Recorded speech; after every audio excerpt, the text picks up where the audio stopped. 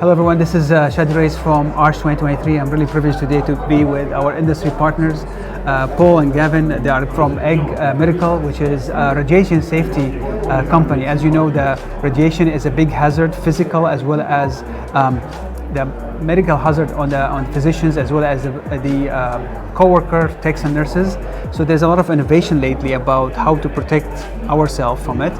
And as a matter of fact, we have a women's interventionalist, and she said part of the women don't go to cardiology because of radiation risk.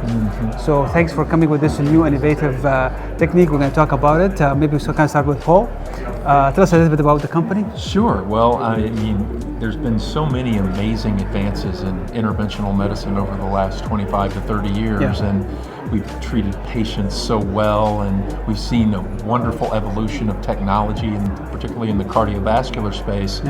Now we're starting to see some data come out that may show us a little bit of the other side of that, the spoils, if you will, of that advancement. And we're seeing people get sick. We're seeing some data that's coming out that shows that there is higher incidences of cataracts, certain types of cancers, particularly in interventional cardiology. And so we need to do something. We need to be able to have a movement about radiation reduction, whether it's our solution or other types of solutions. We need to be able to protect healthcare workers. So absolutely. That's what we're about. Awesome. So Gavin, tell us a little bit about your technology.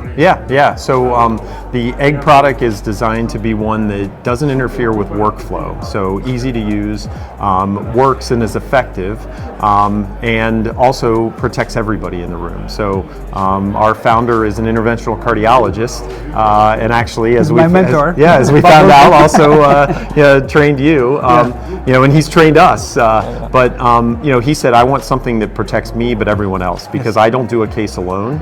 And so the idea of leave no one behind, no tech, no nurse, no physician, and no fellow.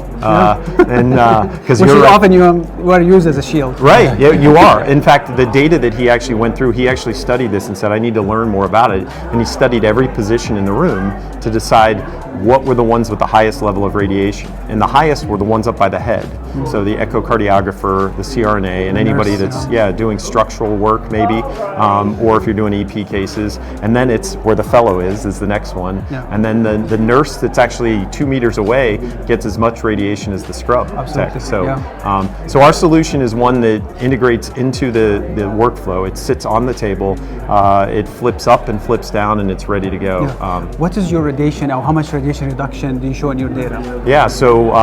So each position has its own data. So there's some areas where you have a 97% reduction, but overall it's 91% reduction for everybody throughout the room.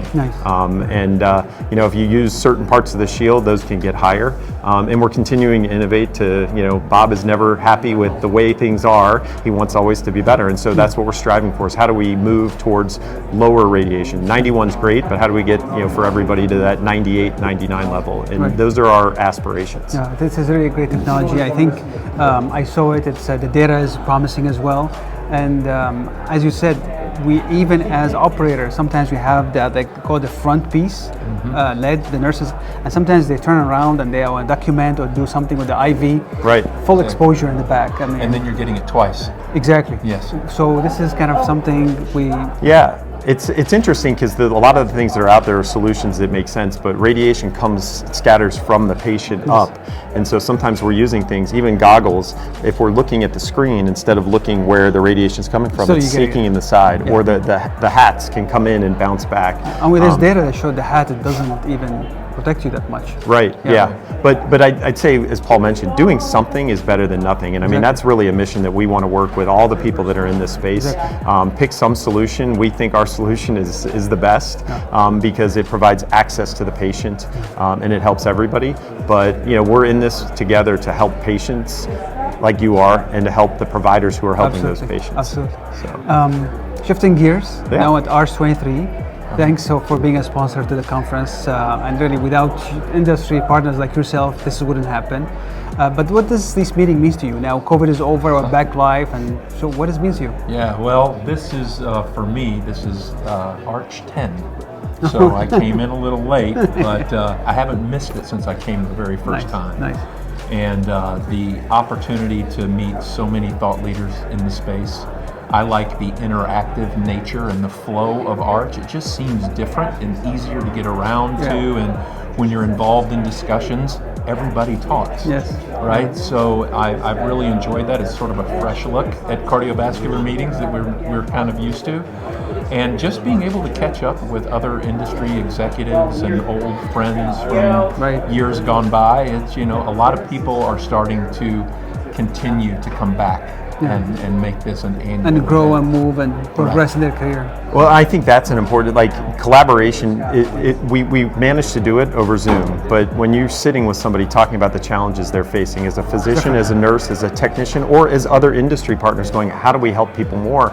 Doing it in person is just extremely helpful. And I think for me, Arch has been great because having been in the industry as long as we have, some of our colleagues, we're with other companies, yet we're now still keeping those bonds and collaborating. Like you, going through fellowship, are working with people you did before to kind of solve problems. And I think that's really what I feel more at this than I've kind of felt at others. Yeah, and I always tell people and fellows as well, is I got my job through industry partners. I talk to industry and they connect me with somebody, I ask about the job and they said you should take it.